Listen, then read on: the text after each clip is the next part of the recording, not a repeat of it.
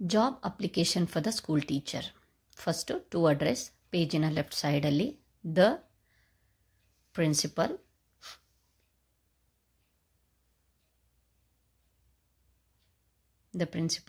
ಅದರ ಕೆಳಗಡೆ school or college name. ಸ್ಕೂಲಲ್ಲಿ ಅಪ್ಲೈ ಮಾಡೋದಾದರೆ ಸ್ಕೂಲ್ ನೇಮ್ ಬರೀರಿ, ಕಾಲೇಜ್ ಅಪ್ಲೈ ಮಾಡೋದಾದರೆ ಕಾಲೇಜ್ ನೇಮನ್ನು ಬರಿಬೇಕು. ಅದ್ರ ಕೆಳಗಡೆ ಅಡ್ರೆಸ್, ಆ ಸ್ಕೂಲ್ ಆರ್ ಕಾಲೇಜಿನ ಅಡ್ರೆಸ್ಸನ್ನು ಬರಿಬೇಕು, ಅಂದರೆ ವಿತ್ ಸಿಟಿ. ನೆಕ್ಸ್ಟ್ ಡೇಟ್, ನೀವು ಯಾವ ದಿನ ಅಪ್ಲಿಕೇಶನ್ ಬರೀತಿದ್ರಲ್ವ ಅದನ್ನು ಡೇಟ್, ಮಂತ್ ಮತ್ತು ಇಯರ್ ಫಾರ್ಮೇಟಲ್ಲೇ ಬರಿಬೇಕು. ಅದ್ರ ಕೆಳಗಡೆ ಸಬ್ಜೆಕ್ಟ್ ಬಂದುಬಿಟ್ಟು ಅಪ್ಲಿಕೇಶನ್ ಫಾರ್ ಸೈನ್ಸ್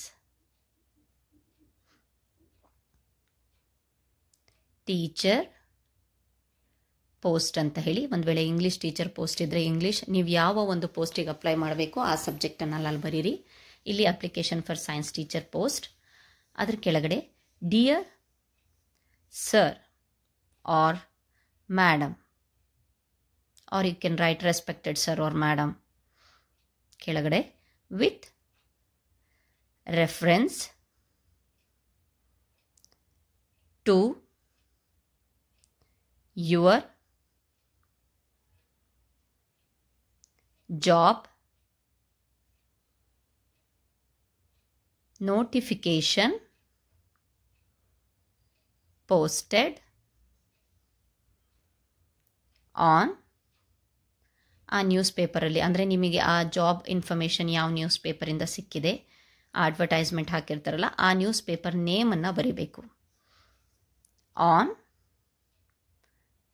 ಡೇಟ್, ಆ ಯಾವ ಡೇಟಿಗೆ ಆ ನ್ಯೂಸ್ ಪೇಪರಲ್ಲಿ ಇದು ಪಬ್ಲಿಷ್ ಆಗಿತ್ತು ಅಂತ ಹೇಳಿಬಿಟ್ಟು ಬರಿಬೇಕು ಆ ಡೇಟನ್ನು.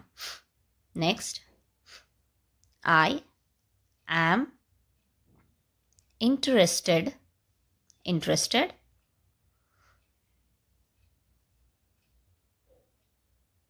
to apply for the post of science teacher in your school. Next, I have completed BSc.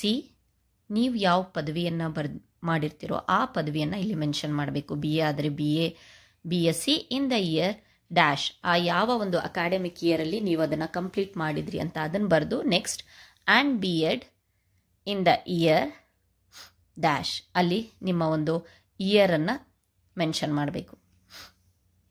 I have excellent communication skills with passion for teaching. ಇಲ್ಲಿ ನೀವು ನಿಮ್ಮ ಒಂದು ಪ್ಲಸ್ ಪಾಯಿಂಟ್ಸ್ಗಳನ್ನು ಬರಿಬೇಕಾಗತ್ತೆ.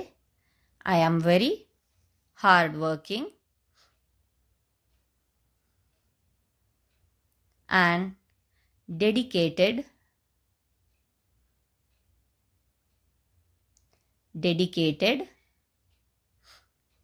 to my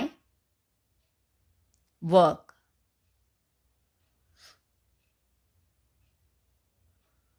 Next, I shall be very grateful to offer